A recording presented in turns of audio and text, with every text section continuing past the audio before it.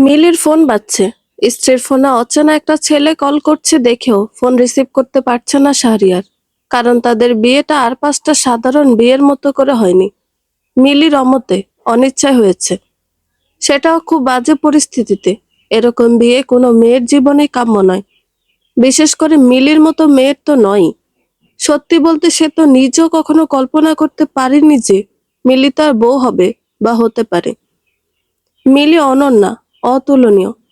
তাই স্ত্রীর প্রতিটা ব্যাপারে স্বামীর যে অধিকার থাকে, সে অধিকারটা শাহরিয়ারের নেই। মিলি ওয়াশরুম থেকে বের হয়ে দেখে শাহরিয়ার তার ফোনের স্ক্রিনের দিকে নির্নিমেষ দৃষ্টিতে তাকিয়ে রয়েছে। অন্যদিকে তার ফোনের রিংটোনে বাজছে তার প্রিয় পরিচিত কণ্ঠস্বর। রিংটোনে ফ্লুয়েট মিউজিক সেট করা তার প্রিয় মানুষটির। শুধু প্রিয় মানুষটি কেন বলছি, মিলির এক জীবনের সবচেয়ে বেশি ভালোবাসা, পাগলামি করা মানুষটি নির্জন। একটা মেয়ে একটা ছেলেকে ঠিক কতটা ভালোবাসতে পারে তার উৎকৃষ্ট উদাহরণ মিলি নিজে। বুকের ভেতরটা কেমন যেন মোচড় দিয়ে উঠল। অসহনীয় যন্ত্রণা হচ্ছে বুকে। সে এগিয়ে গিয়ে ফোনটা হাতে তুলে নিল। তারপর চলে গেল সোজা বারান্দায়। মিলির প্রস্থানের সঙ্গে সঙ্গে শাহরিয়ারেরও কেমন যেন কষ্ট হতে লাগলো। আগে তো কখনো এমন হয়নি, তাহলে এখন কেন এমন হচ্ছে? মিলি তার বিয়ে করা বউ বলে? মনে আরো অনেক প্রশ্ন আছে। যে ছেলেটা ফোন করেছে সে কে? মিলির ভালোবাসার মানুষ? শাহরিয়ার আর ভাবতে পারছে না। আজকাল বেশি ভাবতে গেলেই সে ক্লান্ত হয়ে পড়ে। মাথা কাজ করে না, শরীর অসাড় লাগে। পুরনো ঘা শুকানোর আগে নতুন ঘা যে হবে, এটা তো সে ভাবেনি কখনো। মিলি তার কাছে চাঁদ সমতুল্য, যাকে দূর থেকে দেখাটাই মানায়। মিলি শাহরিয়ারের দ্বিতীয় স্ত্রী। এর আগেও তার বউ ছিল, নাম আখি। ভালোবেসে বিয়ে করেছিল তাকে। কিন্তু 7 বছরের সংসার জীবনেও একে অপরের সাথে সুখী হতে পারেনি। বনিবনা হচ্ছিল না কোনোভাবেই। দুজনের কোনো সন্তানও ছিল না। দিন দিন আখির খারাপ আচরণে সে অতিষ্ঠ হয়ে উঠেছিল। অবশেষে আর সহ্য করতে না পেরে দুজনের সম্মতিতে ডিভোর্স হয়ে যায় মাস 3 আগে। এর মাঝে জীবনে আবার এলো এক নতুন ঝড়। একে ঝড় বলবে না অপ্রত্যাশিত সুখ বলবে জানা নেই তার। শাহরিয়ার মিলিকে চেনে 2 বছরের মতো হবে। পাশের ফ্ল্যাটেই মিলি ওর পুরো পরিবার নিয়ে থাকে। বছর 2 আগে চায়ের দোকানে মিলির বাবার সাথে পরিচয় হয়েছিল। কথায় কথায় তখন মিলির জবের প্রসঙ্গ উঠে আসে। মিলি তখন অনার্স 2য় বর্ষের ছাত্রী। সংসারে অভাব অনটন ছিল বিধায় একটা চাকরির খুব দরকার ছিল। শাহরিয়ার বিষয়টা বেশ গুরুত্ব দিয়ে দেখেছিল এবং চেষ্টা করছিল তাদের অফিসে মিলিকে একটা চাকরি নিয়ে দেওয়ার জন্য। মাস 2 পর একটা সুযোগ আসে। তাদের অফিসে রিপোর্টারের একটা পদ খালি হয়। সিভি আগেই জমা দেওয়া ছিল বিধায় শাহরিয়ারকে বস বলেছিল মিলিকে নিয়ে যেতে। সেদিন সন্ধ্যাতে শাহরিয়ার প্রথম মিলিকে দেখেছিল। বলাই বাহুল্য যে সে বেশ অবাক হয়েছিল মিলিকে দেখে। ছবিতে মিলির সৌন্দর্য তেমন বোঝা না গেল, সামনাসামনি সে মুগ্ধ হয়ে যায়। তবে দেখে অনেক বেশি বাচ্চা মনে হয়েছিল। 18 বছর হয়েছে বললেও অবিশ্বাস্য মনে হবে। পরের দিন মিলি অফিসে যায় ইন্টারভিউর জন্য, এবং সে টিকেও যায়। সেখান থেকে একসাথে অফিসে যাওয়া, মাঝে মাঝে একসাথে বাড়িতে ফেরা হতো। শাহরিয়ারের সংসারে অশান্তি তখনও ছিল। মিলিকে দেখলে কেন জানি তার ক্লান্তি, মন খারাপ দূর হয়ে যেত। মিলির হাসি, দুষ্টুমি, চঞ্চলতা অনেক বেশি ভালো লাগতো তার। কিন্তু কখনোই সেটা প্রকাশ করার মতো অবকাশ ছিল না। প্রয়োজনও মনে করেনি।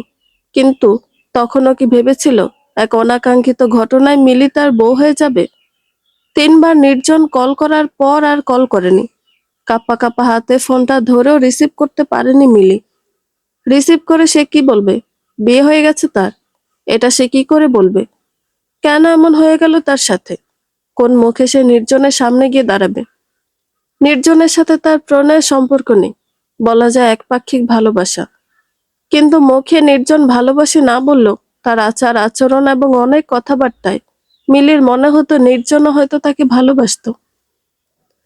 কিন্তু কখনোই সে এই ব্যাপারে কোনো জোর করেনি। শুরু থেকে ধৈর্য ধরে গেছে। 1 বছর ধরে সে একাই একপাক্ষিক ভালোবেসে আসছে। অন্যদিকে ভালোবাসা না বললেও মিলির প্রতি দায়িত্ব, কেয়ারিং কোনো কিছুরই কমতে ছিল না নির্জনের দিক থেকে। মিলির বিশ্বাস ছিল একদিন নির্জন ঠিকই তার ভালোবাসার গভীরতা বুঝতে পারবে, আর সেদিন সেও ভালোবাসি মিলিকে বলবে।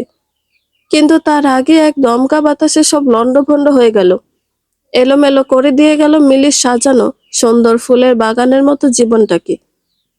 3 দিন আগের কথা, মিলি শাহরিয়ার যে ফ্ল্যাটে থাকে সেই ফ্ল্যাটে এসেছিল 4 তলায় তার খালার কাছে। শাহরিয়ার থাকে 3 তলায়, সিঁড়ির সাথে তার ফ্ল্যাট। খালাতো বোনের ছেলেকে নিয়ে ওপর থেকে নামার সময় দরজা খোলা পেয়ে ভাগিনা শাহরিয়ারের রুমে ঢুকে যায়। শাহরিয়ারের বিশাল ভক্ত সে, হবেই না বা কেন।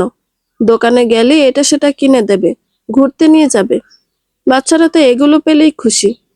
মিলি দরজার সামনে দাঁড়িয়ে ডাকলো, রাফি চলে আসো। শাহরিয়ার রান্নাঘরে ছিল, রাফিকে দেখে বেরিয়ে আসে। এক দৌড়ে রাফি তার কোলে উঠে যায়। মিলি তখনও বলছিল, তাড়াতাড়ি আসো, তোমার নানু অপেক্ষা করছে। রাফি নাছোড় বান্দা, সে যাবে না। শাহরিয়ার তখন সৌজন্যতার খাতিরে মিলিকে বলল, ভেতরে এসে বসো। মিলি মুচকি এসে বলল, না ভাইয়া, অনেকক্ষণ হয়েছে এসেছি, আব্বু ফোন দিয়েছে অনেকবার। এই বাড়ি থেকে এই বাড়ি তাতেই এত চোখে হারায়, বিয়ে হয়ে গেলে তখন কি হবে? মিলি হাসলো, কোনো জবাব দিল না। শাহরিয়ার রাফিকে কোল থেকে নামিয়ে ওয়ার্ড্রোব খুলে চিপস বের করছিল। অফিস থেকে ফিরে বাসায় সারাক্ষণ একা একাই থাকে, তাই এটা সেটা ঘরে এনে রাখে, টিভি দেখে আর খায়। রাফি এসে তখন জোর করে হাত ধরে টেনে মিলিকে ভেতরে নিয়ে গেল। শাহরিয়ার রাফিকে একটা চিপস দিল আর মিলিকে একটা দিল। তারপর শাহরিয়ার বলল, তারপর বলো, তোমার খবর কি? অফিস চেঞ্জ করে ফেললে, দেখা সাক্ষাৎ তো আর করো না। রাফি চিপস নিয়ে বেরিয়ে গেছে দেখে মিলি তড়িঘড়ি করে বলল, আর দেখা সাক্ষাৎ, ভীষণ ব্যস্ত সময় কাটছে, কাজের চাপে ঠিকমতো খাবার সময়টাও। মিলির কথা সম্পূর্ণ হলো না, এর পূর্বেই বাইরে থেকে কেউ একজন দরজা আটকে দিল। ঘটনার আকস্মিকতায় দুজনেই চমকে যায়। বারবার দরজা ধাক্কাচ্ছে মিলি। বাহির থেকে তখন একজনের চিৎকার চেঁচামেচি শোনা গেল। আস্তে আস্তে মানুষজনের সংখ্যা হইচই বেড়ে যায়। দরজা খুলে এক মহিলা বলে উঠল, দিন দুপুরে আকাম কুকাম করে, একজন তো ডিভোর্সি বেডা, আরেকজনের কথা আর কি কম। শাহরিয়ার, মিলি দুজনে এই মহিলাকে চেনে, নাম ঋতুপর্ণা চ্যাটার্জি। তিনিও এই ফ্ল্যাটে 3 তলায় থাকেন। মিলি তাকে একটু অন্যভাবে চেনে, তার একমাত্র ছেলে মিলি বলতে অজ্ঞান। উনি কি এজন্য ইচ্ছে করে কাজটা করলেন? শাহরিয়ার আর মিলি এতটাই অবাক হয়েছে, কিছু বলার মতো অবস্থাও তাদের নেই। আস্তে আস্তে লোকজন আরো জড়ো হলো, বাড়ির বাইরে থেকেও মানুষ আসতে লাগলো। তিল থেকে ঘটনার আকার পেল তালে। খবর শুনে মিলির বাবা মা, বাড়ির ম্যানেজার সবাই চলে এলেন। নিজেদের মেয়েকে চেনে মিলির বাবা মা, কিন্তু এই অসম্মান দূর করবে কিভাবে? শাহরিয়ার বারবার করে সবাইকে বোঝানোর চেষ্টা করছে এসব মিথ্যে, কিন্তু তার কথা থোড়াই পরোয়া করছে কেউ। সবকিছু প্রমাণ এখন তাদের বিরুদ্ধে। সবশেষে সিদ্ধান্ত এলো, দুজনকে বিয়ে পড়িয়ে দেওয়া হবে। এতক্ষণ মিলি চুপ থাকলো, এবার তার মাথায় যেন বাজ পড়ল। সে চিৎকার করে বলেছে, অসম্ভব, উনি যা বলেছে সব মিথ্যে কথা, আমি এ বিয়ে করব না। কিন্তু কেউ মিলির কথা বিশ্বাস করলো না। সত্যটা শোনার ব্যাপারে কেউ বিন্দুমাত্র আগ্রহ দেখালো না। এতদিন যারা মিলিকে স্নেহ করত, আদর করত, আজ তারাও মিলির চরিত্র নিয়ে বাজে বাজে কথা বলছে। সম্মুখে শুনিয়ে দিচ্ছে তিক্ত সব কথা। মেয়ের সম্মান রক্ষার্থে মিলির বাবা মাও রাজি হয়ে গেল। মিলির চিৎকার, আহাজারি কান্না কারো কাছে এতটুকু প্রশ্রয় পেল না। সেই শুক্রবারে মিলির সম্পূর্ণ ইচ্ছের বিরুদ্ধে শাহরিয়ারের সাথে বিয়ে হয়ে গেল। সমাজ, পরিবার, সর্বোপরি তার নিজের ওপর ঘৃণা জন্মে গেল। এটা কি তার সঙ্গে হওয়ার ছিল? বিয়ের পর 3 দিন ধরে সে অফিসে যায় না, কোনো ফ্রেন্ডের সাথেও যোগাযোগ রাখেনি। সোশ্যাল মিডিয়া তো ইনঅ্যাক্টিভ। ঘটনা বাতাসের আগে ছড়ায়। মিলির অনাকাঙ্ক্ষিত বিয়ের কথা অফিসে বন্ধু মহলে পৌঁছে গেছে। অজস্র কল মেসেজের ভিড়ে সে হাঁপিয়ে উঠেছিল। তাই প্রথম 2 দিন ফোন বন্ধ রাখলেও আজ সকালে ফোন অন করেছিল। মা খালা প্রতিদিনই আসে, নানান রকম ভাবে মিলিকে বোঝায়, যা হওয়ার তা তো হয়েই গেছে। এখন মিলি যেন সবটা মেনে নেয়। একরাশ অভিমান ঘিরে ধরে মিলিকে। সে তার পরিবারের কারো সঙ্গেই কোনো কথা বলে না। সামনে চুপচাপ বসে থাকে, কারো সামনে কাঁদেও না সে। কাঁদে প্রতি রাতে একা, নীরবে বারান্দায় বসে। এক রুমে থেকেও শাহরিয়ারের সাথেও তার বাক্যালাপ হয় না। শাহরিয়ার বার দুয়েক অবশ্য কথা বলার চেষ্টা করেছিল, কিন্তু মিলি বলেনি। সে জানে না সামনে তার জন্য কি অপেক্ষা করছে। তবে অনেক ভেবেচিন্তে সে একটা ডিসিশন নিয়েছে যে এই সংসার সে করবে না। আলমারির তাকে শার্ট খুঁজতে গিয়ে মিলির দেওয়া পাঞ্জাবিটা চোখে পড়ল নির্জনের। হঠাৎ করে বুকটাতে হাহাকার শুরু হয়ে গেল। শূন্যতা গ্রাস করতে লাগলো তাকে প্রবলভাবে। অথচ ভেতর বাহির উভয় দিকে সে বেশ শক্ত মনের একজন মানুষ। প্রথম ভালোবাসার মানুষটাকে হারানোর পর থেকে ভালোবাসা, খারাপ লাগা, অনুভূতি নামক শব্দগুলো যেন হারিয়ে গিয়েছিল। এরপর আরো কত মানুষ ভালোবাসার দাবি নিয়ে এলো, কিন্তু কোনো কিছুতেই কাজ হয়নি। কেউই তার এই কঠোর মনে আর ভালোবাসা তৈরি করতে পারেনি জয় করতে তার মন। কিন্তু সেদিক থেকে মিলি সম্পূর্ণ ব্যতিক্রম। ছটফটে চঞ্চল স্বভাবের মেয়েটার ধৈর্য যে আকাশচুম্বী, সেটা নির্জন হারে হারে বুঝতে পেরেছিল। নয়তো তার মতো কাঠখোট্টা নিরামিষ স্বভাবের মানুষটার মনে কি জায়গা করতে পারত? সময়ের পরিক্রমায় মিলির প্রতি আলাদা একটা টান, ভালো লাগা, দুর্বলতা নির্জনের তৈরি হলো, সেটা কখনোই সে প্রকাশ করেনি মিলির ভালো চেয়ে। সে মনে প্রাণেই মিলিকে পছন্দ করে, কিন্তু পছন্দের পর্যায়টা ভালোবাসায় রূপান্তরিত হয়নি বিধায় বলেনি। আবার অন্য একটা কারণ অবশ্য ছিল। তার দেশে থাকার ইচ্ছে নেই, তার ইচ্ছে বাইরের দেশে যাওয়ার, সেখানে সেটেল হওয়ার। এছাড়াও তার সর্বদাই মনে হতো তার মতো উদাসীন একটা লোকের সাথে মিলিয়ে খাপ খাওয়াতে পারবে না, সুখে থাকবে না। তবে একথাও তো সত্য যে মিলির এভাবে হারিয়ে যাওয়াটাও প্রত্যাশিত ছিল না। হতে পারে মিলির জীবনে এখন নতুন করে আবির্ভাব হয়েছে, এজন্যই হঠাৎ এমন দূরত্ব। মিলি অন্য কাউকে ভালোবাসতেই পারে, এটা নিয়ে তো তার কোনো অভিযোগ নেই। তাই বলে কি এভাবে যোগাযোগ বন্ধ করতে হবে? নির্জন সবসময় চায় মিলি সুখে থাকুক, কিন্তু কোনো কিছু না বলে কি এভাবে দূরত্বটাও সে মানতে পারছে না। কেমন যেন একটা পীড়া দিচ্ছে। পাঞ্জাবিটা ধরে নির্জন স্বগতোক্তি করে বলল, কেমন আছো তুমি মিলি? শাহরিয়ার অফিসে যাওয়ার জন্য রেডি হচ্ছিল। আয়না দেখার প্রয়োজন তার পড়ে না, কিন্তু ড্রেসিং টেবিলের ওপর থেকে ঘড়িটা নিতে গিয়ে আয়নায় হঠাৎ করে চোখটা পড়ল। এমনিতে তার ঘড়ি সবসময় বেডসাইড টেবিলেই থাকে। গতকাল টায়ার্ড থাকায় বিছানায় খুলে রেখেছিল। মিলি বোধহয় পরে সেটা ড্রেসিং টেবিলে সরিয়ে রেখেছে। এটাই যেন সকাল সকাল মন খারাপের কারণ হয়ে দাঁড়ালো শাহরিয়ারের। আয়নায় নিজেকে দেখে তার মন খারাপ হয়ে গেল। তার ওজন হাইটের তুলনায় বেশিই বলা চলে। বেশ বড়সড় একটা ভুঁড়িও আছে তার। চোখের নিচে ডার্ক সার্কেল, চুলও পাক ধরেছে। সে হতাশ হয়ে দীর্ঘশ্বাস নিল। দৃষ্টি গেল আয়নার ভেতরই দেখতে পাওয়া গুটিসুটি হয়ে ঘুমিয়ে থাকা মিলির দিকে। মিলি কি সুন্দর, তৈলাক্ত চেহারাটাও কত মায়াবী লাগছে। সাজলে তো কথাই নেই। সব দিক দিয়ে মিলি তার চেয়ে এগিয়ে। সে তো কোনো দিক দিয়েই মিলির যোগ্য নয়। মিলির সামনে নিজেকে ভীষণ অপরাধী লাগে তার। শাহরিয়ার মন খারাপ করে ঘড়িটা হাতে পড়ল। গুটি গুটি পায়ে মিলির কাছে এগিয়ে গিয়ে কিছুক্ষণ নির্নিমেষ দৃষ্টিতে তাকিয়ে মনে মনে বলল, তোমাকে ভালো লাগতো, সেটাই ভালো ছিল। দূর থেকে চাইতাম, এটাই ঠিক ছিল। তোমাকে পাওয়াটা বোধহয় আমার ঠিক হয়নি। জানি ধরেও হয়তো রাখতে পারবো না। আমি যে তোমার যোগ্য নই। বুকের ভেতরটায় কেমন যেন যন্ত্রণা হচ্ছিল শাহরিয়ারের। মিলি নড়াচড়া করছে দেখে সে সরে দাঁড়ালো। আর চোখে একবার তাকিয়ে দেখলো মিলি উঠে বসেছে। ঘুমের রেশ বোধহয় কাটেনি এখনো। কেমন যেন থম মেরে রয়েছে। অবশ্য বিয়ের পর থেকে মিলি সবসময় এভাবেই থাকে। তার মাঝে এখন আর আগে সে দুরন্তপনা দেখা যায় না। শাহরিয়ার চাপা দীর্ঘশ্বাস নিয়ে বলল, আমি অফিসে যাচ্ছি। এ কথা সে প্রতিদিনই অফিসে যাওয়ার সময় বলে যায়। মিলি কোনো উত্তর দেয় না, কোনো কথাও বলে না। কিন্তু আজ বলল, আপনার কাছে বাড়ির এক্সট্রা চাবি আছে? শাহরিয়ার একটু অবাক হলেও বুঝতে দিল না। বলল, আছে। কেন? তাহলে একটা চাবি নিয়ে যান, আমি বের হব একটু, কখন আসবো জানি না। কোথায় যাবে জিজ্ঞেস করতে গিয়েও প্রশ্নটা কণ্ঠনালীতে আটকে রইল শাহরিয়ারের।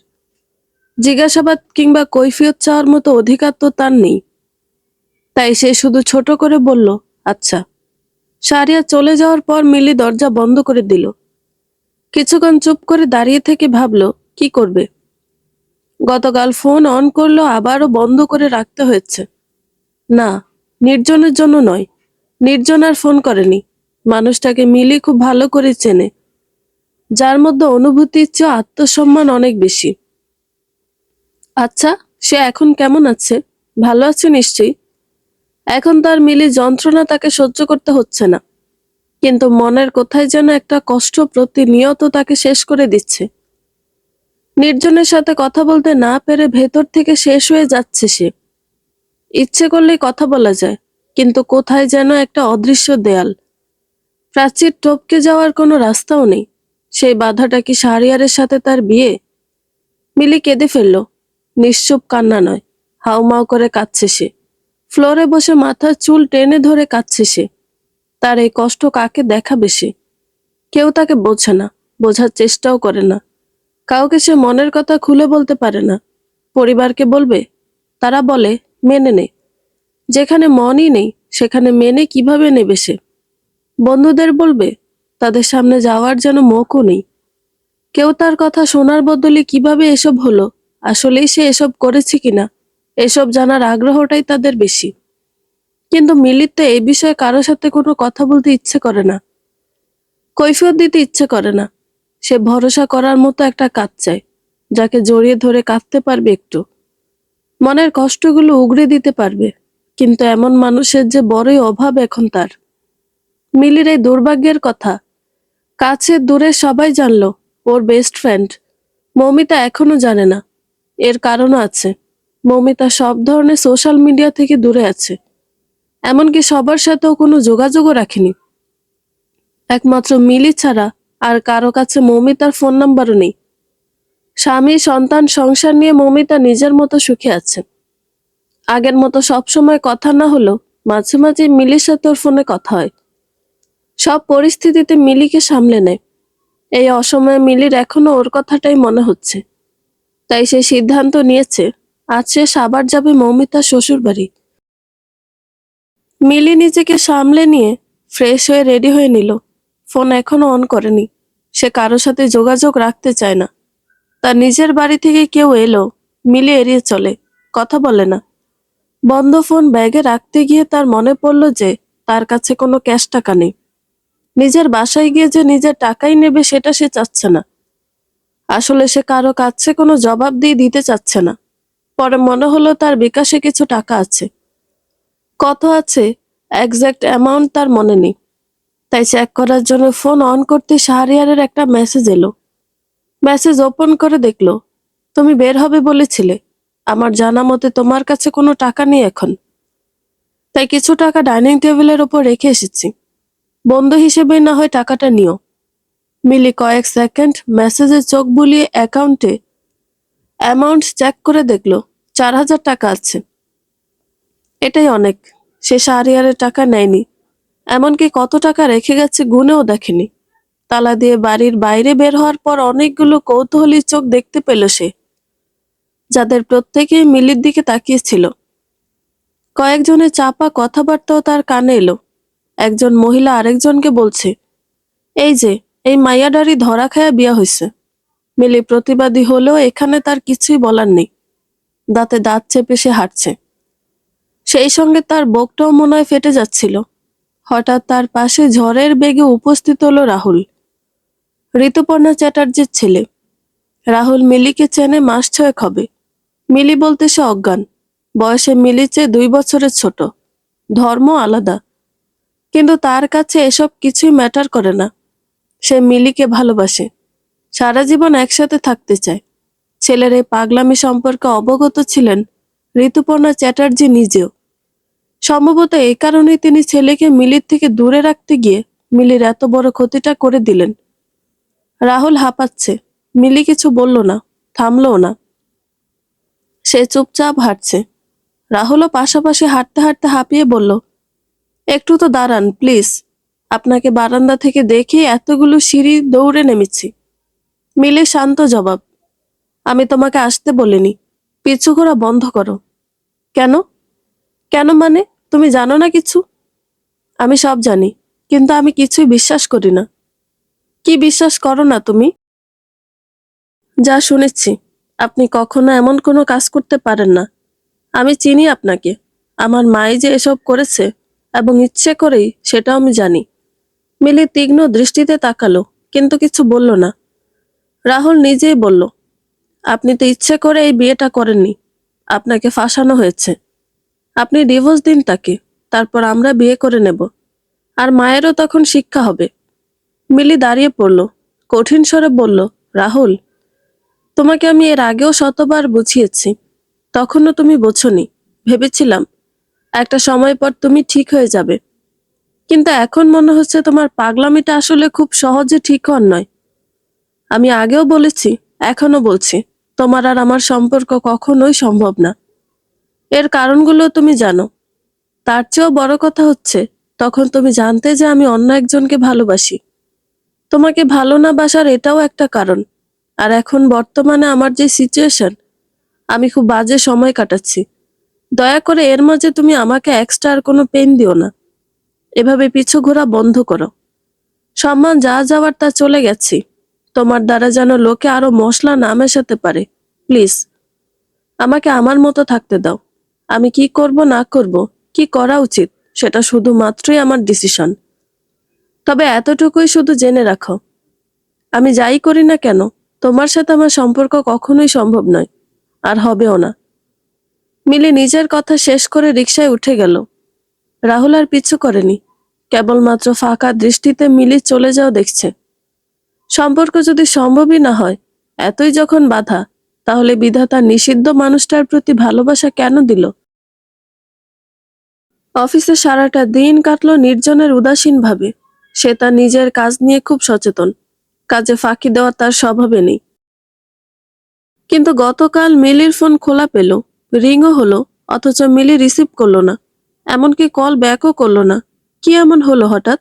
মিলি কি কোনো বিপদে আছে? এসব ভেবে ভেবেই তার সারাটা দিন কেটে গেল। নির্জনের মাথা যেন কাজই করছে না কোনোভাবে। তার মতো শক্ত মনের মানুষটাও আর কঠোর থাকতে পারছে না। বুকের ভেতর হাহাকার করছে, মেয়েটা এভাবে মনে ভালোবাসা জাগিয়ে কেন চলে গেল? অফিস ছুটি হয়েছে 5টায়। বের হওয়ার সময় তার এক কলিগ এরকম নিশ্চুপ দেখে জিজ্ঞেস করলো, কি ব্যাপার ভাই, মন খারাপ নাকি? নির্জন হাসার চেষ্টা করে বলল, না ভাই, দেখে তো মনে হয় না। মিলি ম্যামের সাথে ঝগড়া হয়েছে নাকি? মিলির কথা শুনে তার মন আরো খারাপ হয়ে গেল। মিলিকে সে একদিন নির্জনের সাথে রেস্টুরেন্টে দেখেছিল, সেখান থেকে পরিচয়, এবং সে ধরে নিয়েছিল মিলি নির্জনের গার্লফ্রেন্ড। নির্জন মেকি হাসি দিয়ে বলল, তেমন কিছু না। সম্পর্কে ঝগড়া মান অভিমান হবেই ভাই, এসব ধরে ইগো নিয়ে বসে থাকলে তো হবে না। সব মিটিয়ে নিন। নির্জন আর কিছু বলল না। দুজন দুদিকে চলে গেল। যেখানে মানুষটাই নেই সেখানে সে কি মিটিয়ে নেবে? এবার পেলে হয়তো নির্জন আর কোনো ভুল করতো না, ভালোবাসার কথা বলেই ফেলতো, সারা জীবনের জন্য নিজের করে নিত। সে আনমনে হাঁটতে হাঁটতে বাস স্টপেজে এসে দাঁড়ালো। বাসে ওঠার জন্য এগিয়ে গিয়ে বাসের গেইটের সামনে দাঁড়াতেই দেখতে পেল অন্যান্য যাত্রীদের সাথে মিলিও বাস থেকে নামছে। বাস থেকে নামার সময় মিলিও নির্জনকে দেখে থমকে গেছে। নির্জন খুবই সচেতন মানুষ, আবেগ তার মাঝে কমই কাজ করে, কিন্তু আজ যেন তার পুরনো স্বভাবকে সব ছাপিয়ে গেল মিলির দেখা পেয়ে।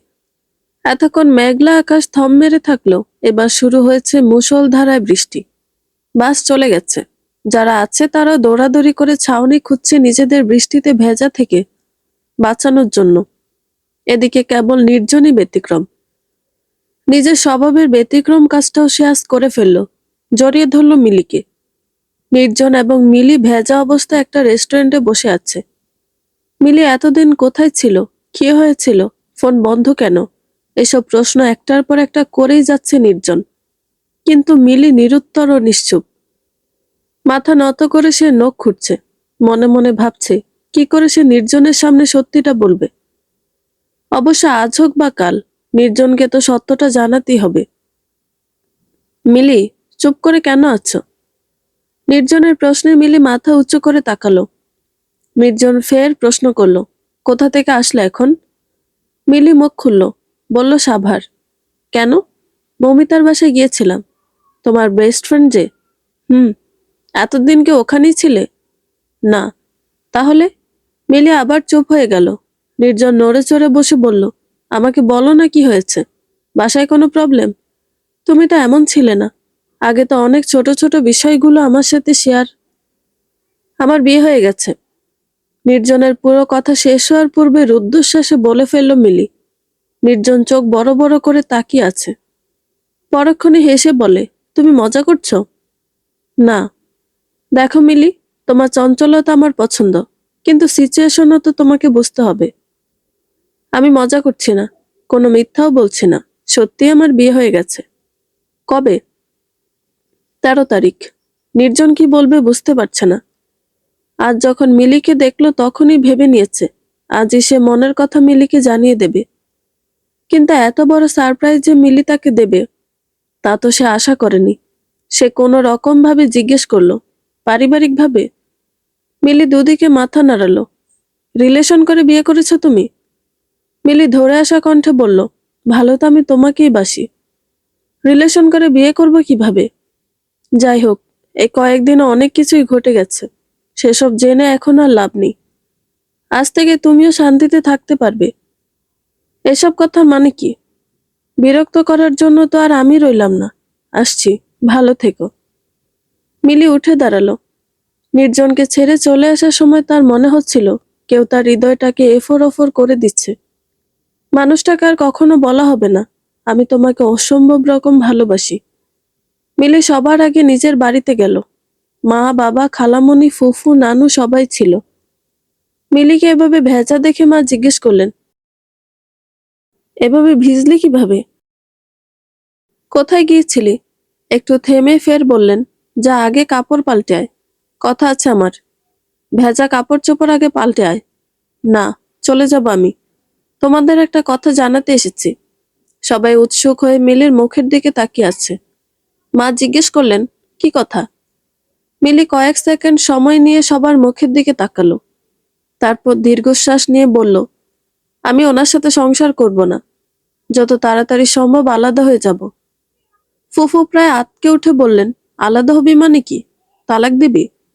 মিলি চাপা স্বরে বলল, হুম। এগুলা কথা কইস না বোন। বিয়া যখন হইয়াই গেছে তখন মাইনা নে। জীবন আর কয়ডা? মাইয়া মানুষের বিয়াই হয় কয়ডা বইন? নানুর কথার প্রেক্ষিতে মিলি তখন বলল, তুমি ঠিকই বলেছ নানু, জীবন তো একটাই। একটা জীবন কেন এভাবে মানিয়ে নিয়ে কাটাতে হবে? মনের বিরুদ্ধে গিয়ে কেন থাকতে হবে? খালা তখন বললেন, সবসময় যুক্তি তর্ক কইরা সংসার করা যায় না। মানুষ কি কইব? মানুষের কথাকে এখন আর আমি ভয় পাই না। মা মিলের মাথায় হাত বুলিয়ে বললেন, মা, পাগলামি করিস না। রাগের মাথায় কোনো সিদ্ধান্ত নিস না। মিলি হাত সরিয়ে দিয়ে বলল, রাগ করে কোনো সিদ্ধান্ত নিই নাই, ভেবেচিন্তেই নিয়েছি। আর ভয় নেই। ডিভোর্সের পর আমি তোমাদের কাছে এসে উঠব না। নিজের ব্যবস্থা আমি নিজেই করতে পারবো। এরপর আর কারো কোনো কথা না শুনে মিলি শাহরিয়ারের বাসায় চলে আসে। শাহরিয়ার অফিস থেকে এসে রান্নার তোড়জোড় করছিল। মিলিকে ভেজা অবস্থায় দেখেও কোনো প্রশ্ন করল না। মিলি তার এক সেট জামা কাপড় নিয়ে ওয়াশরুমে চলে গেল। চোখ ফেটে কান্না পাচ্ছে তার। নির্জনের কথা মনে পড়লে তার নিজেকে ভীষণ অসহায় লাগে। এমন এক অবস্থায় আছে সে, না পারছে এখানে থাকতে, আর না পারছে নির্জনের কাছে ছুটে চলে যেতে। মিলি গোসল করে এসে চুপ করে শুয়ে রইল। মৌমিতার সাথে যতক্ষণ ছিল সময়টা ভালোই কেটেছিল। একমাত্র মৌমিতাই বোধহয় মিলির মতো করে মিলিকে বুঝতে পেরেছে। বিয়ের পর থেকে মিলির খাওয়া দাওয়ার অনিয়ম হয়েছে। সকালে সে খায় না বললেই চলে। কখনো দুপুরে খায় কিংবা রাতে। এভাবে সে বাইরে থেকেও দুর্বল হয়ে যাচ্ছে। কিন্তু তারই বা কি করার আছে? খাবার যদি গলা দিয়ে নাই নামে তাহলে সে খাবে কিভাবে? আজ রাতেও তার ক্ষুধা নেই। তবুও যখন শাহরিয়ার খাওয়ার জন্য ডাকলো, মিলি উঠে গেল ডাইনিং রুমে। শাহরিয়ার বলল, বসো। মিলি একটা চেয়ার টেনে বসে বলল, আমার জন্য খাবার বাড়বেন না, আমার ক্ষুধা নেই। আমি আপনার সাথে কিছু কথা বলতে এসেছি। শাহরিয়ার শান্ত কণ্ঠে বলল, বলো। আমি আপনার সাথে মনের বিরুদ্ধে গিয়ে, ইচ্ছের বিরুদ্ধে গিয়ে সংসার করতে পারবো না। সমাজ কি বলবে, মানুষ কি বলবে, রিলেটিভ কি বলবে, এসব কথা ভেবেও আমি মানিয়ে নিতে পারবো না।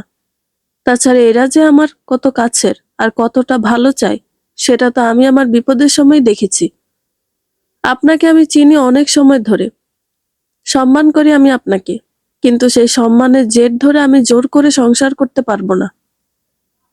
তোমাকে জোর করে সংসার করতে হবে না মিলি, তুমি যা চাও তাই হবে। আমার ডিভোর্স চাই। ঠিক আছে, আমাকে একটু সময় দাও, আমি ব্যবস্থা করছি। থ্যাঙ্কস। মিলি উঠে দাঁড়ালো। চলে যাওয়ার পূর্ব মুহূর্তে বলল, আরেকটা কথা। শাহরিয়ার জিজ্ঞাসু দৃষ্টিতে তাকালো।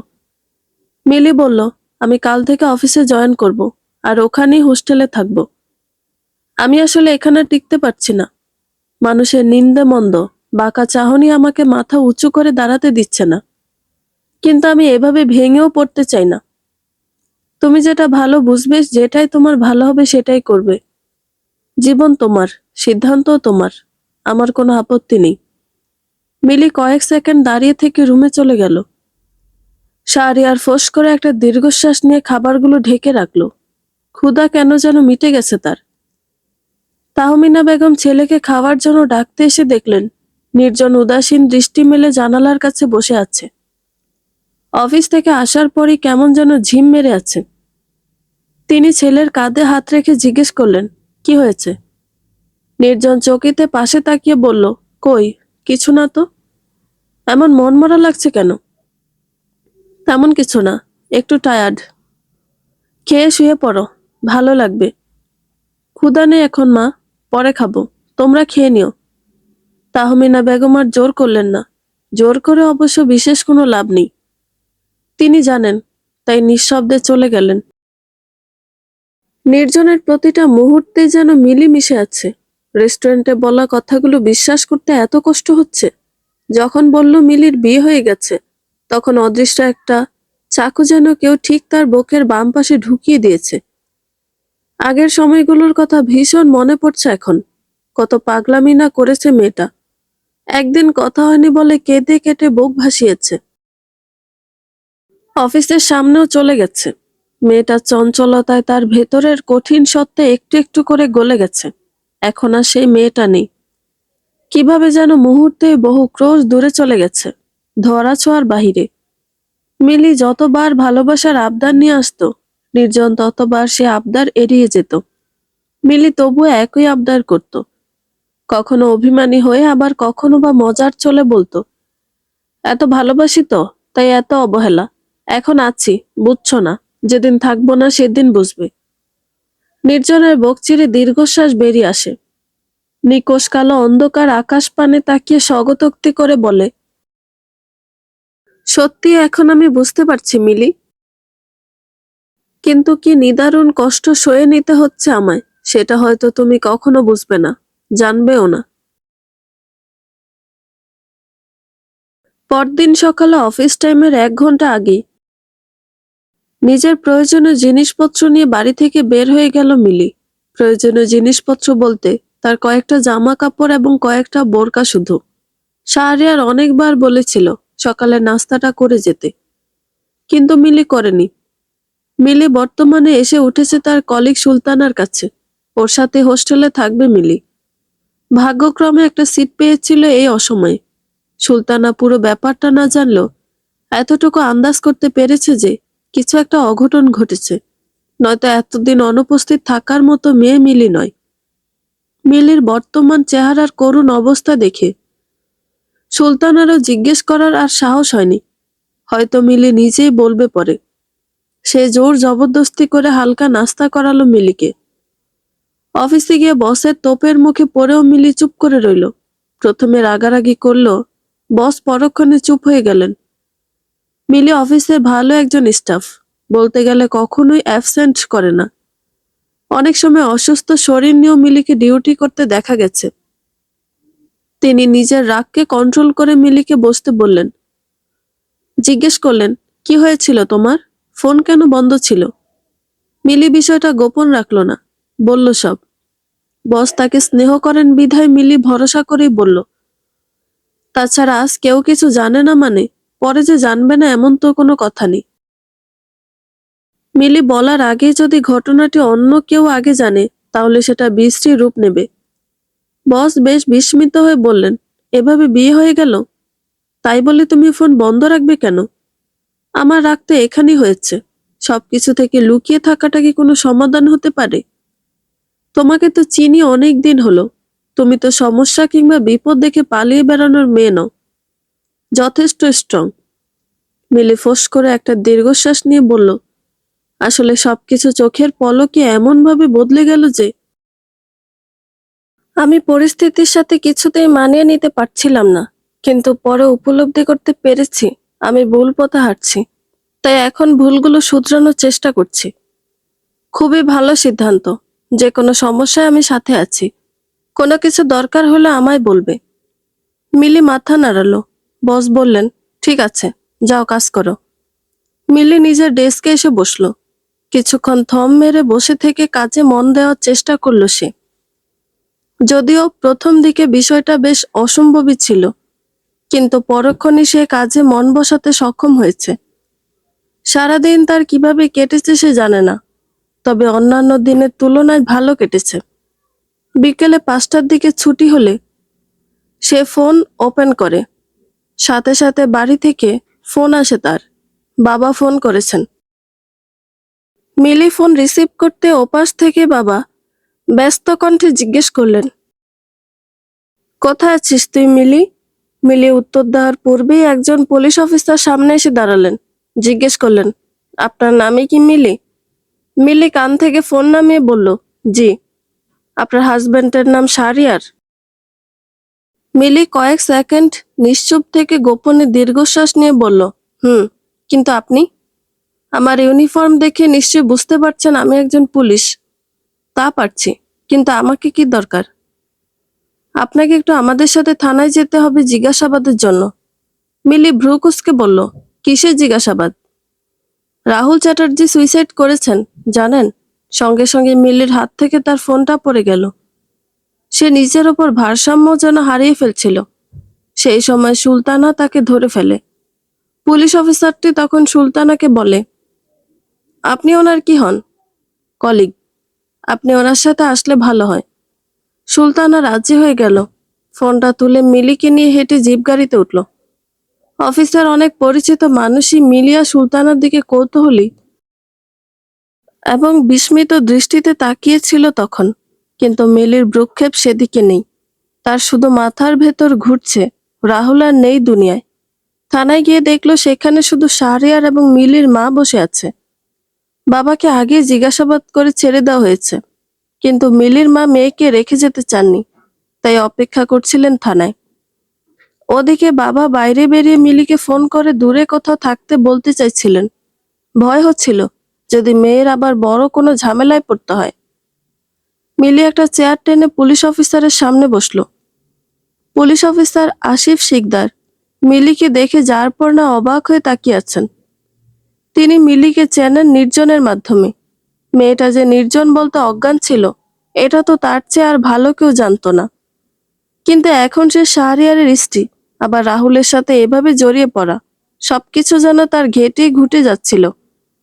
থানায় তখন রাহুলের বাবা মা এসে উপস্থিত হলেন। ঋতুপর্ণা চ্যাটার্জি কাঁদতে কাঁদতে মিলির দিকে তেড়ে যাচ্ছিলেন। একজন লেডি কনস্টেবল তাকে আটকে ফেলেন। তিনি দমে যাওয়ার পাত্রী নন। চিৎকার চেঁচামেচি করে বলছেন, এই মেয়ে আমার ছেলের মৃত্যুর জন্য দায়ী। ওই মারছে আমার ছেলেকে। ওর ফাঁসির ব্যবস্থা করেন স্যার। আসিফ শিকদার তাকে মৃদু ধমক দিয়ে বললেন, আহ, এভাবে সিন ক্রিয়েট করছেন কেন? ফাঁসি দেওয়া আমার কাজ নয়। তাছাড়া কে দায়ী আর কে সাধু তা তো পরেই জানা যাবে। এরপর তিনি মিলির দিকে তাকিয়ে শান্ত কণ্ঠে বললেন, আমরা আপনাকে সাধারণ জিজ্ঞাসাবাদের জন্যই ডেকে এনেছি। আপনার হাজবেন্ড বলছেন বিয়েটা জোরপূর্বক হয়েছে, এটা কি সত্যি? অন্যদিকে রাহুলের ফোনের কল লিস্ট চেক করে দেখা গেছে সে একটা নাম্বারে বারবার ফোন দিয়েছেন, আর সেই নাম্বারটা আপনার। যদিও আপনার ফোন নাম্বার বন্ধ ছিল। মিলি চুপ করে আছে। তিনি নিজেই বললেন, আমরা আপনার বাড়ির এবং প্রতিবেশীদের মধ্যে অনেকেরই জিজ্ঞাসাবাদ নিয়েছি। তাদের মধ্যে অনেকেই বলেছেন যে আপনার এবং মিস্টার শাহরিয়ারের বিয়েটা ফাঁসানোর মাধ্যমে হয়েছে। আবার অনেকেই বলছে এক রুমে আপনাদের হাতে নাতে ধরেছেন রাহুলের মা। কিন্তু রাহুলের ব্যাপারে জিজ্ঞাসাবাদ করলে তারা প্রত্যেকেই বলেছেন রাহুল আপনাকে পছন্দ করত, অনেক পাগলও ছিল আপনার জন্য। আপনার বিয়ে হয়ে গেছে এটা সে মেনে নিতে পারেনি বলে সুইসাইড করেছে, এরকমটাই ধারণা তাদের। কিন্তু রাহুলের মা দাবি করছেন তার ছেলের মৃত্যুর পেছনে আপনার হাত রয়েছে। এখন আপনি কতটুকু ইনভলভ আছেন এসবের সাথে যদি আমাদের একটু বলতেন। মিলির মা মিলির হাত চেপে ধরে আশ্বস্ত করে বলতে বললেন। মিলিও কিছুক্ষণ সময় নিয়ে শুরু থেকে সবটা বলা শুরু করে। সব শুনে আসিফ শিকদার বললেন, ঠিক আছে, আপনি এখন আসতে পারেন। পরে কোনো প্রয়োজন হলে আমরা আপনাকে ফোন করব, নাম্বারটা খোলা রাখবেন। মিলি চলে আসার জন্য উঠে দাঁড়ালো। ফিরে তাকালো একবার ঋতুপর্ণা চ্যাটার্জির দিকে। ঘৃণায় বুক বিষিয়ে গেল। তার ঘৃণ্য অপকর্মের জন্য শাস্তি পেতে হলো রাহুলকে। পাপ নাকি তার বাপকেও ছাড়ে না। কিন্তু এভাবে বোধহয় বিধাতা শাস্তি না দিলেও পারতেন। রাহুলের মৃত্যু মেনে নিতে পারছে না মিলি। থানা থেকে বেরিয়ে মা মিলিকে বললেন, বাড়িতে যাবি চল। মিলি রুষ্ট স্বরে বলল, না, জেদ করিস না। আমি জেদ করছি না মা, ওইখানে গেলে আমার দম আটকে আসবে। মানুষজন এখানে আরো বেশি বাঁকা চোখে তাকাবে। আমি একের পর এক ধাক্কা নিতে পারবো না। আমি একা থাকতে চাই, শান্তিতে থাকতে চাই। মা এবং শাহরিয়ার দুজনেই চুপ করে মিলির মুখের দিকে তাকিয়ে আছে। সুলতানা তখন তাদের আশ্বস্ত করে বলল, আন্টি, মিলি আমার সাথে আমার রুমেই থাকে, আপনারা চিন্তা করবেন না কোনো। আমি ওকে দেখে রাখবো। যদিও মায়ের মন পুরোপুরি আশ্বস্ত হতে পারছিলেন না, কিন্তু সব দিক বিবেচনা করেই তিনি আর মিলিকে জোর করলেন না। সুলতানার ফোন নাম্বারটা নিয়ে বারবার বলে আসলেন, আমার মেয়েটাকে দেখে রেখো মা। এরপর ওদের গাড়িতে উঠিয়ে দিয়ে তিনি আর শাহরিয়ার বাড়ি চলে আসলেন। মনটাকে কিছুতে শান্ত করতে পারছেন না তিনি। একের পর এক ঝড় তার মেয়ের জীবনে বয়েই চলেছে। সেই চঞ্চল, চতুর, প্রাণখোলা হাসিতে মেতে থাকা মেয়েটি যেন হঠাৎই কালো মেঘের আড়ালে ঢেকে গেল। তার মেয়েটা কি আবার আগের মতো হাসবে না, পাবে না সুখের দেখা? কেউ তাকে যত্ন করে আগলে রাখতে পারবে না? মিলি হোস্টেলে ফিরে চুপচাপ শুয়ে রইল। সুলতানা যা জানার সব থানাতেই জেনেছে সে, তাই এই ব্যাপারে আর কিছু মিলিকে জিজ্ঞেস করলো না। মিলি তারপরে অফিসে জয়েন করলো। দুজনের সখ্যতা অনেক বেশি। হবেই না বা কেন? মেয়েটা এত বেশি মিশুক আর সবসময় এমন প্রাণ খোলা হাসি দেয় যে মন শীতল হয়ে যায়। যেই মানুষ মিলির মতো মেয়ের সাথে মিশতে পারবে না, সেই মানুষের মতো দুর্ভাগা দ্বিতীয় কেউ বোধহয় আর নেই। সুলতানার এটা ভেবে খারাপ লাগছে যে এমন ভালো মনের মেয়েটার এত কেন বিপদ, এত কেন খারাপ হচ্ছে এই মেয়েটার সাথে। তার খুব জানতে ইচ্ছে করছে নির্জনের ব্যাপারে। মিলি যে বিয়ে হয়ে গেছে এভাবে, এখন আবার তাকে নতুন ঝামেলায় পড়তে হয়েছে, এসব কি সে জানে? মিলির ফোনটা তখন বেজে উঠল। অফিসার আসিফ শিকদার ফোন খোলা রাখতে বলেছিলেন বলে আর বন্ধ করেনি। কল এসেছে নির্জনের নাম্বার থেকে। রিং হয়ে কল কেটে গেল, আবার কল এসেছে। মিলি দেখছে কিন্তু রিসিভ করছে না। সুলতানা রান্নার বন্দোবস্ত করছিল তখন। সেও দেখছে যে মিলি ফোনের দিকে তাকিয়ে আছে, কিন্তু রিসিভ করছে না। ফোন রিসিভ করছো না কেন? কে কল করেছে? জিজ্ঞেস করলো সুলতানা। মিলি দীর্ঘশ্বাস নিয়ে বলল, নির্জন। সে কি জানে তোমার বিয়ে হয়ে গেছে? জানে, কিন্তু কিভাবে হয়েছে তা জানতো না। কিন্তু এখন বোধহয় জানে। তুমি না বললে কিভাবে জানবে? আসিফ ভাইয়া হয়তো সব বলে দিয়েছে। সে কে? পুলিশ অফিসার, নির্জনের বন্ধু। আজ যে থানায় দেখলাম সে। হ্যাঁ। সুলতানা বেশ অবাক হলো। বলল, তাহলে ফোন রিসিভ করো, দেখো না কি বলে। দুজনের কথোপকথনের মাঝে আরো দুবার রিং হয়ে কল কেটে গেছে। চতুর্থ কলটি রিসিভ করলো মিলি। ওপাশ থেকে নির্জন উদ্বিগ্ন কণ্ঠে ডাকলো, মিলি। এরপর চুপ। নীরবতা কাটিয়ে ফের বলল, তুমি আমায় এসব আগে কেন বলনি? বললে কি হতো? দেখা করতে পারবে এখন? না। ঠিক আছে, একটু জানালার কাছে আসো, আমি বাইরে আছি, নিচে। মিলি জানালার কাছে গিয়ে দেখলো নির্জন দাঁড়িয়ে আছে। বুকটা নিমেষে ধক করে উঠল তার। পোড়া হাত নিয়ে বিছানায় বসে আছে মিলি। আজ সকালে ভাত রান্না করতে গিয়ে গরম ভাতের মার পড়েছিল ডান হাতের ওপর। ক্ষতস্থানটা এখনো জ্বলছে। এজন্য আজ তার অফিসেও যাওয়া হয়নি। সকালে বসকে ফোন করে জানিয়ে দিয়েছে এখন করার মতো কিছুই নেই। সুলতানও অফিসে। ফ্যান ছেড়ে দিয়ে মিলি এবার শুয়ে পড়ল। হাত বিছিয়ে রাখলো সন্তর্পণে। মাকে একটা ফোন দিতে খুব ইচ্ছে করছে, কিন্তু পরক্ষণে মত বদলালো সে। হাত পড়েছে শুনলে অস্থির হয়ে যাবে। মিলি এখন আর কাউকে নিজের দুঃখের গল্প শোনায় না, দুঃসময়ের কথা শোনায় না। সমস্ত দুঃখ কষ্টগুলোকে সে নিজের মাঝে লুকিয়ে রেখে নিজের হাসি খুশি সত্তাটাকে দেখায়, যেটা আদতে শুধু মিথ্যা দিয়ে ভর্তি। রাহুলের মৃত্যুর প্রায় 3.5 মাস সময় কেটে গেছে। প্রথম প্রথম তার অন্যান্য প্রেশারের সাথে রাহুলের সুইসাইডও নতুন করে যুক্ত হয়েছিল। ঠিকমতো ঘুমাতে পারেনি, খেতে পারেনি, যদিও সত্যিই তার কোনো হাতই ছিল না এই মৃত্যুতে। তবুও তার মেনে নিতে ভীষণ কষ্ট হয়। একটা মানুষ তাকে ভালোবেসে এভাবে পৃথিবী থেকে বিদায় নিয়েছে, এটা তাকে তিলে তিলে কষ্ট দিচ্ছিল। কেমন যেন দম বন্ধ করা একটা অনুভূতি। এতগুলো দিনে শাহরিয়ারের সাথে 2বার কথা হয়েছিল শুধু ফোনে, তাও দরকারি বিষয়। মিলি বাবা মায়ের সাথেও সেভাবে কোনো যোগাযোগ রাখেনি। মা অবশ্য প্রায়ই হোস্টেলে চলে আসে দেখা করার জন্য। মহিলা হোস্টেল বলে বাবা ভেতরে আসতে পারে না। মেয়েকে এক পলক দেখবে বলে হোস্টেলের সামনে এসে দাঁড়িয়ে থাকতো। অগত্যা মিলিকে নিচে নেমে বাবার সঙ্গে দেখা করতে হতো। তার বাবার সঙ্গে এমন আরও একজন তৃষ্ণার্ত মানুষ হচ্ছে নির্জন। প্রায়শই সে নিচে এসে দাঁড়িয়ে থাকতো। মিলি অবশ্য তখন নিচে নামতো না। ইচ্ছে হলে জানালার কাছে আসতো, আর না হলে জানালার কাছেও যেত না। সে চাইতো বারংবার নির্জনকে এড়িয়ে চলতে, কিন্তু সবসময় সেটা সম্ভব হতো না। হবে কি করে? ভালোবাসা আর ভালোবাসার মানুষকে এড়িয়ে চলা কি এতটাই সহজ? ভাবনা চিন্তার অতল গহীনে হারিয়ে যাওয়ার মাঝে মিলির ফোনটা বেজে উঠল। ফোনের স্ক্রিনে ভেসে উঠেছে মৌমিতা নামটি। মিলি মৃদু হেসে ফোন রিসিভ করে বলল, হ্যালো মৌ, কি খবর তোর? আজকাল তো নিজ থেকে ফোনও দিস না। তুই মিথ্যা বলিস কিভাবে? কাল দুপুরেও তো আমাদের কথা হলো। এরপর কাল রাত গেল, আজ সকালেও তো শেষ হওয়ার পথে। তোর তো খবর নেই। ফোন দিতাম দুপুরে, এখন তোর অভিযোগ কি শেষ হয়েছে? সত্যি বলল অভিযোগের মতোই লাগবে। এখন বল, তোর কি অবস্থা? বিজি আছিস? না, আমি তো বাসায়। অফিসে যাসনি আজ? না, হাত পুড়ে গেছে। মমিতা আটকে উঠে বলল, বলিস কি? কিভাবে? ভাতের মার পড়েছিল হাতে। কাজ করার সময় মনোযোগ কোথায় থাকে তোর?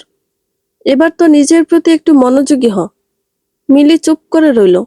মমিতা কয়েক সেকেন্ড নীরব থেকে বলল, হাতে মলম লাগিয়েছিস? হ্যাঁ। সাবধানে থাকিস আর নিজের যত্ন নিস। আচ্ছা। মিলি শোন। বল, শুনছি। তার সাথে আর কথা হয়েছে তোর? কার সাথে? শাহরিয়ার ভাইয়ার সাথে। না। ডিভোর্স কি সত্যিই দিবি? হ্যাঁ। করুণা করে তার সংসার করা যায় না। ডিভোর্স যদি করিসই তাহলে নির্জন ভাইয়ার কাছে ফিরে যা। আমার বিশ্বাস সেও তোকে ভালোবাসে। মিলি তাচ্ছিল্য করে হেসে বলে, এতদিন অবিবাহিত ছিলাম তখনই ভালোবাসিনি, আর এখন তো বিবাহিত।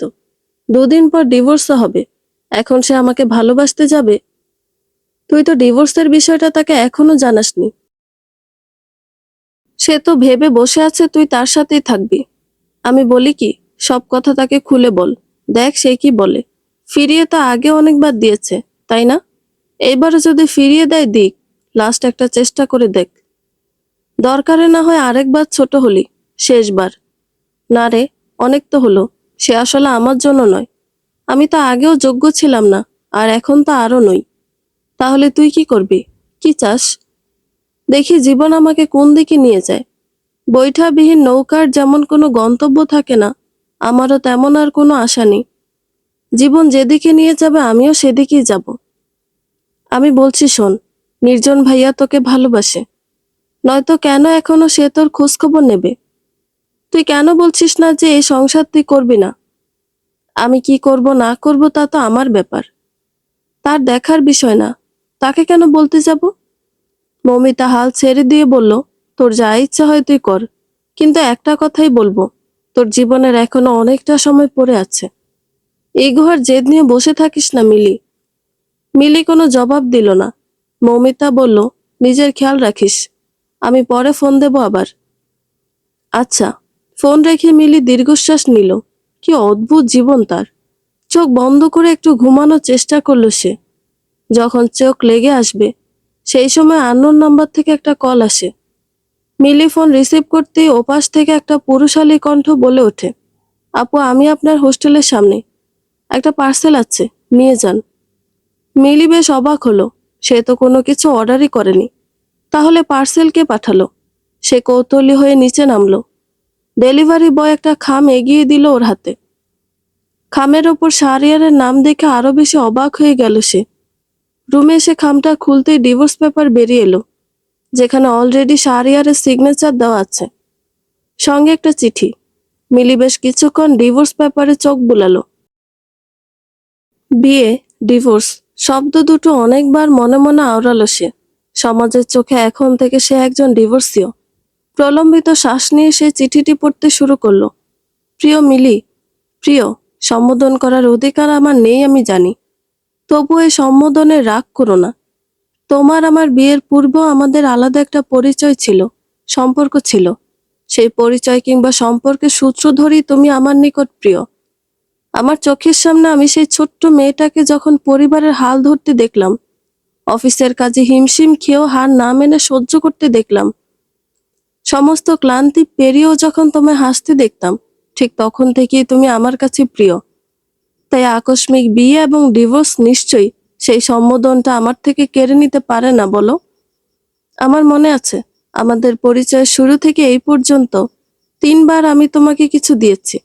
প্রথমবার চকলেট, দ্বিতীয়বার তোমার প্রিয় খাবার বার্গার, আর আজ তৃতীয়বার দিলাম ডিভোর্স। তুমি যদি আমার কাছে ডিভোর্স না চাইতে, তবুও হয়তো আমি তোমায় ডিভোর্স দিতাম। অবাক হচ্ছ নাকি? আসলে আমি চাই তুমি ভালো থাকো, কিন্তু আমার সাথে থাকলে সেটা কখনোই সম্ভব নয়। তুমি চাইলে হয়তো স্যাক্রিফাইস করতে পারতে, কিন্তু স্যাক্রিফাইস করার প্রশ্ন তখনই আসে যখন মানুষটা হয় কাছের, ভালোবাসার। আমি তোমার কাছেরও নই, ভালোবাসারও নই, তাই আমিও চাইনি তুমি আমার জন্য কোনো স্যাক্রিফাইস করো। তোমার আমার বয়সের ব্যবধান 15 বছরের। আমি দেখতেও সুন্দর নই। এসব দিক ছাড়াও আরো একটা কারণ আছে তোমার সাথে আমার সংসার করতে না চাওয়ার। সেই কারণটা কি জানো মিলি?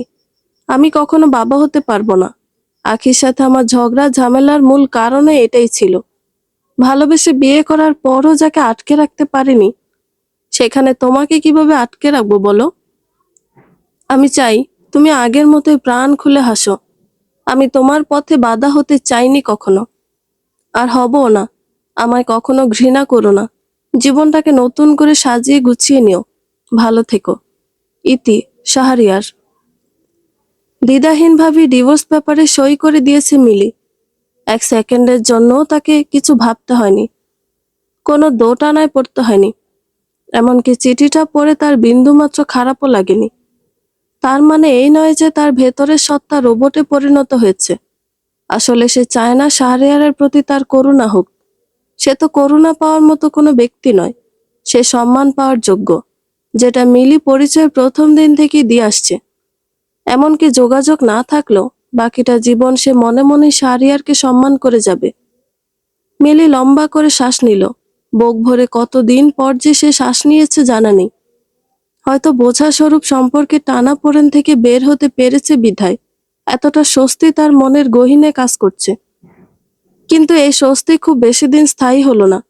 যখন মিলির পরিবার, আত্মীয়রা জানলো যে সত্যি সত্যি ডিভোর্স হয়ে গেছে, তখন তাদের মাথা আকাশ ভেঙে পড়েছে। তারা গালমন্দ থেকে শুরু করে তিরস্কার করতে পর্যন্ত ছাড়েনি। সমস্ত দোষ মিলি মাথা পেতে নিয়েছে। এমনকি সে শাহরিয়ারের চিঠি এবং বাবা হতে না পারার বিষয়টা গোপন করে গেছে। সে চায় না মানুষটার কোথাও অপমানিত হোক। আত্মীয়রা কটু বাক্য শোনালেও বাবা মা অবশ্য তা করেনি। তবে তারা মেয়ের এমন আচরণ ও সিদ্ধান্তে হতাশ হয়েছে। ভেবেছিল মিলি হয়তো ঝোঁকের বশে ডিভোর্সের কথা বলেছিল। কিন্তু তাদের অগোচরে যে মেয়ে সত্যিই ডিভোর্স করে ফেলবে এটা কল্পনাতীত ছিল। তারা মেয়েকে মুখে কিছু না বলল, মেয়ের প্রতি অসন্তুষ্ট হয়েছেন। মিলি যে এসব বোঝে না ঠিক তা নয়, সেও সব বোঝে। আর বোঝে বলেই বাসায় সত্যিটা জানানোর পরও সে হোস্টেল থেকে ফিরে যায়নি।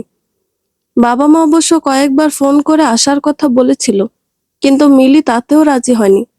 সে নিজের সিদ্ধান্ত নিজেই নিতে পারবে। নির্জন এবং মিলি মুখোমুখি বসে আছে একটা রেস্টুরেন্টে।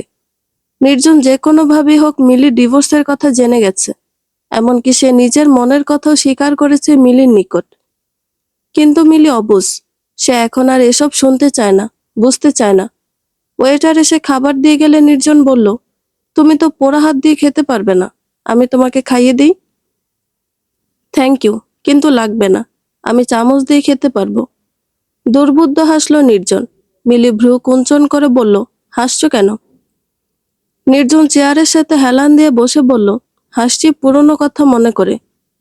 কোন কথা?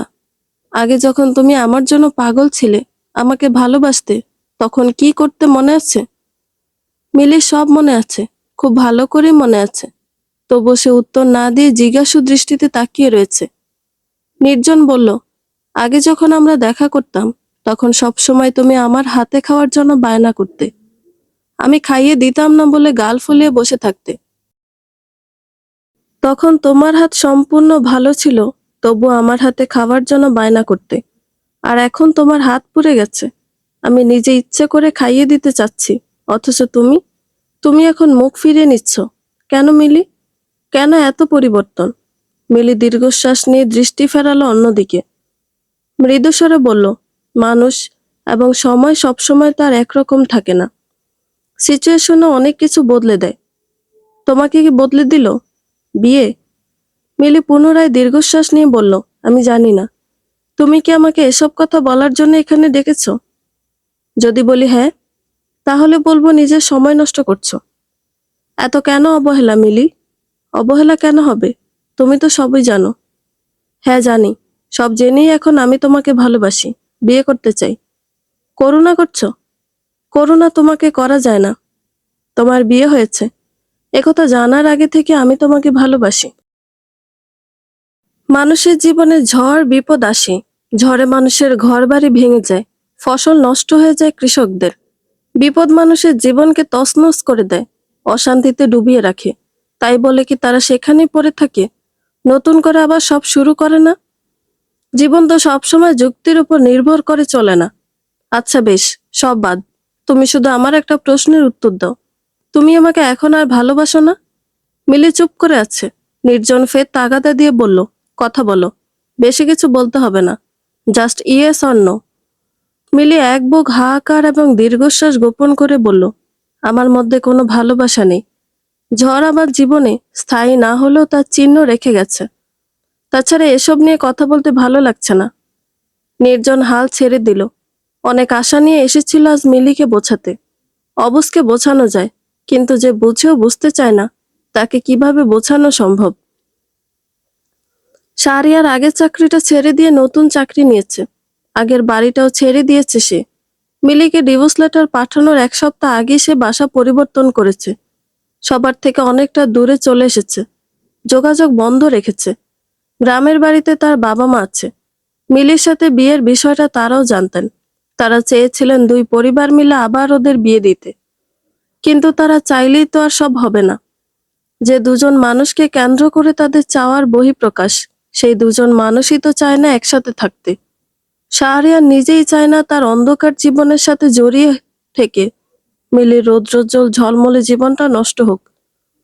তাছাড়া সে নির্জনের ব্যাপারে জেনেছে। মেয়েটা যে নির্জনকে কতটা ভালোবাসে তাও সে জেনেছে। তাই সে মনে প্রাণে চায় মিলির সারাটা জীবন রঙিন ও শ্রুতিমধুর হোক নির্জনের সাথে। ভালোবাসার অনুভূতি, ছেড়ে যাওয়ার অনুভূতি, সমস্ত কিছুর সঙ্গে শাহরিয়ার পরিচিত। সে মনে মনে প্রার্থনা করে, ভালোবাসার সূত্রপাত সবার জীবনে ঘটলেও ছেড়ে যাওয়ার অনুভূতি কাউকে অনুভব করতে যেন না হয়। সত্যি বলতে মিলির সাথে ডিভোর্স হওয়াতে তার একটুও খারাপ লাগছে না, বরং নিজেকে মুক্ত ও স্বাধীন মনে হচ্ছে। এর কারণটাও পরিষ্কার। এতদিন মিলির কাছে তার নিজেকে ভীষণ ছোট এবং দোষী মনে হতো। এখন আর সেই মনে হওয়া ভাবটা আর নেই। সে মিলিকে ডানা ঝাপটানোর সুযোগ দিয়ে মুক্ত করে দিয়েছে। মেয়েটা জীবন সুখ দিয়ে কানায় কানায় ভর্তি হয়ে যাক। সবচেয়ে বেশি খুশি হবে সে যদি বিয়েটা নির্জনের সাথে হয়। ভালোবাসা পূর্ণতা পাওয়ার আনন্দ অনেক বেশি স্বচ্ছ এবং গভীর। প্রিয় মিলি যেন সেই স্বচ্ছ আনন্দ অনুভব করতে পারে, কায়মনোবাক্যে সে সেই কামনা করে। হাঁটতে হাঁটতে সে নানান কথা ভাবছিল। নির্জন এবং মিলিকে নিয়ে ভাবতে গিয়ে মনের অজান্তে আখির কথা মনে হয়ে গেল তার। প্রথম পরিচয়, প্রেম, বিয়ে, সংসার, সমস্ত কিছুই সুন্দর অনুভূতির বাহক ছিল। শুধুমাত্র একটা সন্তানের অভাব সব সুখকে বিনাশ করেছে। অশান্তি হয়েছিল নিত্যদিনের সঙ্গী। শাহরিয়া লম্বা শ্বাস নিয়ে বাজারের ব্যাগ নিয়ে ফুটপাত দিয়ে হাঁটছে। অফিস থেকে ফেরার পথে সে বাজারটা করে নেয়। রান্নাবান্না নিজেই করে। কাজের জন্য এখনো কোনো খালা পাওয়া যায়নি। পাশের ফ্ল্যাটের এক ভাই বলেছিল তাদের কাজের খালাকে বলে দেখবে, কিন্তু সে এখনো কিছু জানায়নি। ভুলে টুলে গেছে নাকি কে জানে। শাহরিয়ার ভাবলো আজ সে নিজে গিয়ে বরং একবার জিজ্ঞেস করে আসবে। রোজ রোজ অফিস থেকে ফিরে এখন আর রান্না করতে ইচ্ছে করে না। আগে সে প্রায়ই বাড়ি ফিরে আখিকে কাজে সাহায্য করত। তার একটুও খারাপ কিংবা ক্লান্ত লাগতো না। কিন্তু এখন যেন ভাতটাও বেড়ে খেতে ভীষণ ক্লান্তি ভর করে শরীরে। আসলে শরীরের ক্লান্তির চেয়েও মনের ক্লান্তিটা তাকে বেশি ভোগায়। মন ভালো থাকলে, মনে সুখ থাকলে তবেই না সকল কাজে উদ্দীপনা পাওয়া যায়। শাহরিয়ার, দাঁড়াও। পেছন থেকে চিকন সুরে নিজের নামের ডাক শুনে শাহরিয়ার দাঁড়িয়ে পড়ল। কণ্ঠটা তার ভীষণ চেনা।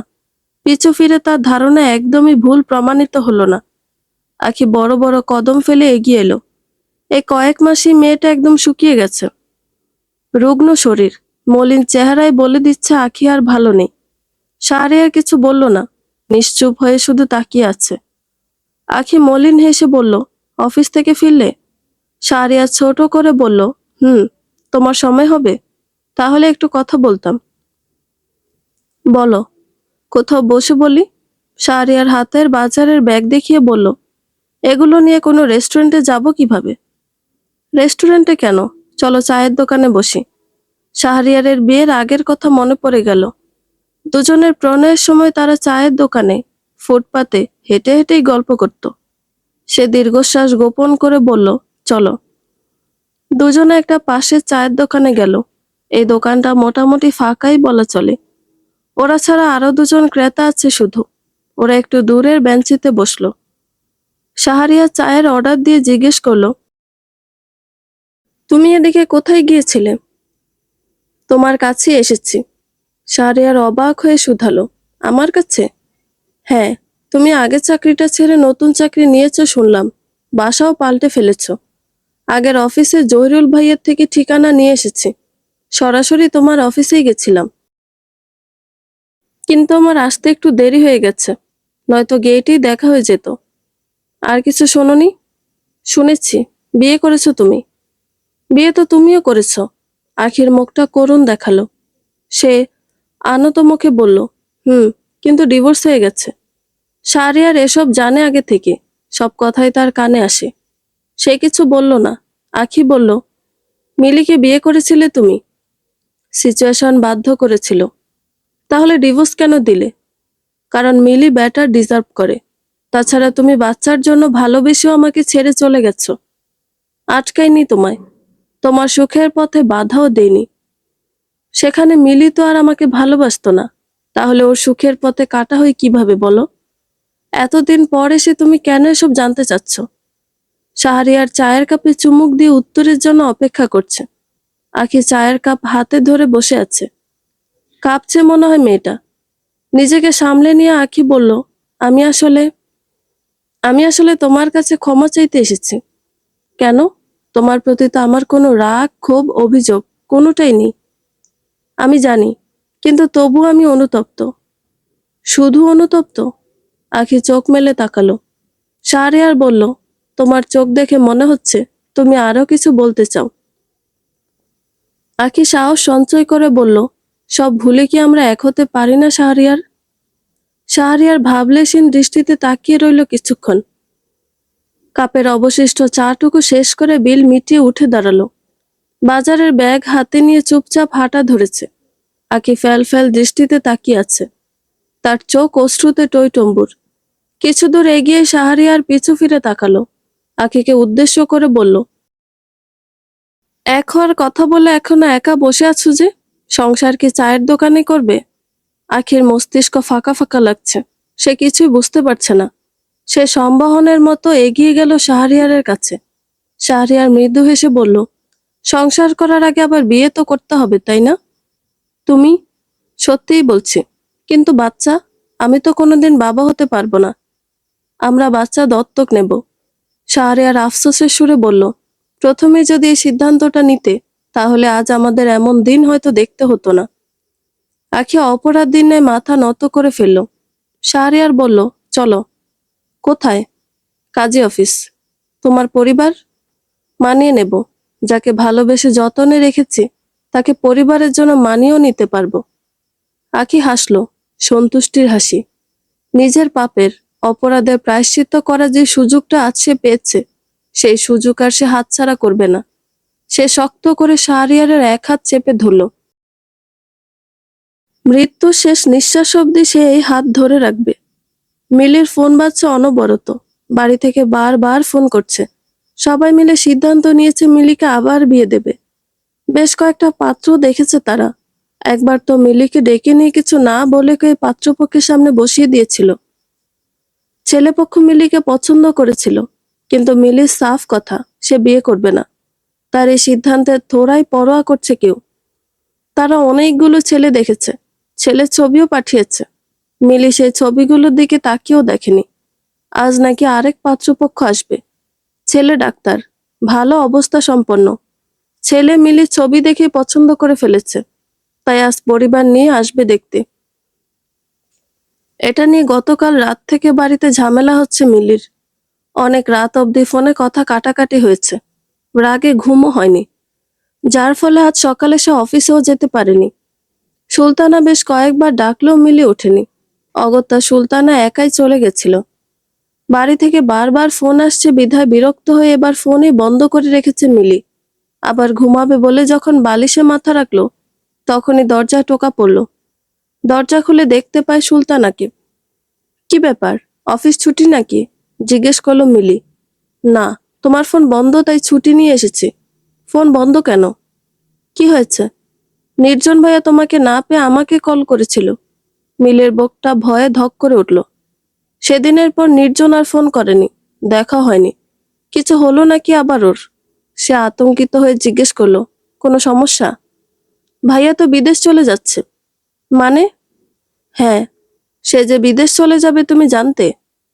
যেতে চাই তো জানতাম, কিন্তু যাওয়ার সব ব্যবস্থা যে হয়ে গেছে তা তো জানতাম না। তোমার ওপর অভিমান করে চলে যাচ্ছে। এখনো কি তুমি মুখ ফিরিয়ে থাকবে? প্রতি রাতে যে তার ছবি দেখে কাঁদো, তা কি আজও অস্বীকার করবে? কাজের ফাঁকে, সময়ে অসময়েও শুধু শুধু তার আইডি ভিজিট করো, পুরনো ছবিগুলো দেখো, কমেন্ট চেক করো। এগুলোর কোনোটাই কি অস্বীকার করতে পারবে তুমি? মিলি ফুফিয়ে কেঁদে উঠল এবার। বাইরের শক্ত খোলসে নিজেকে ঢাকতে গিয়ে সে নির্জনের থেকে দূরে সরে এসেছিল।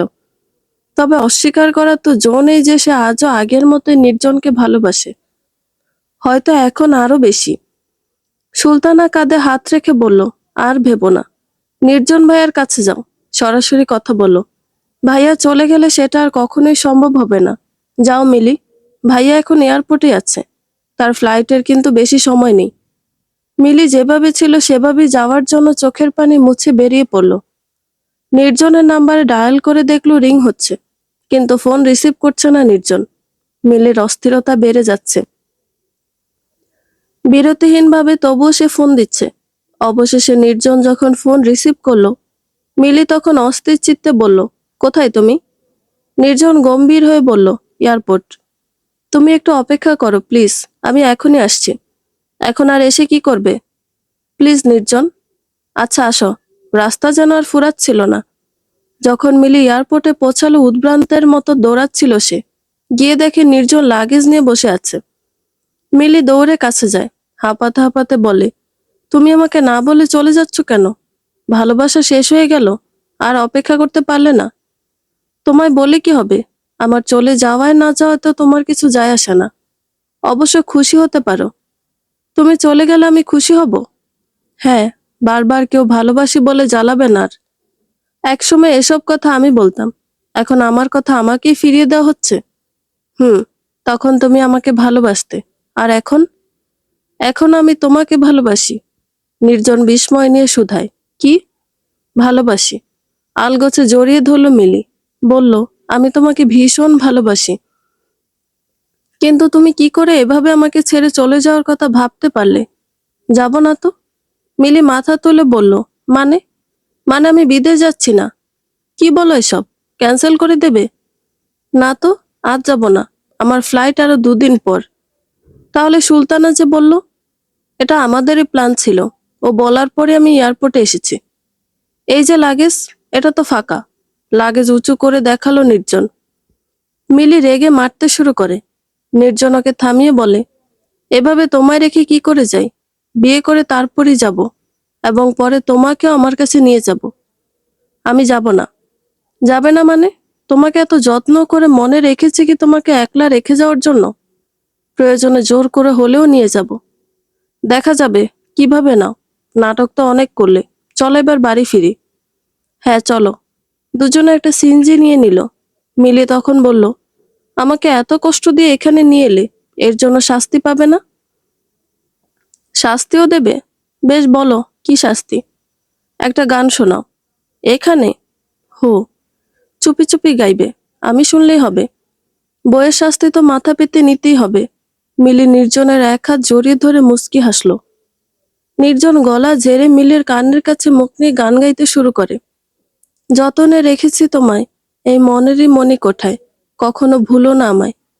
ভালোবাসি তোমায়, ভালোবেসে যাব, জনম ও জনমের সাথী হব। বন্ধুরা, গল্পটি ভালো লেগে থাকলে একটা লাইক করে দিবেন, এবং গল্প সম্পর্কে কোনো মতামত জানানোর থাকলে কমেন্ট করতে পারেন। নতুন নতুন আরো গল্প শোনার জন্য চ্যানেলটি সাবস্ক্রাইব করে পাশেই থাকবেন। ধন্যবাদ সবাইকে। ভালো থাকবেন।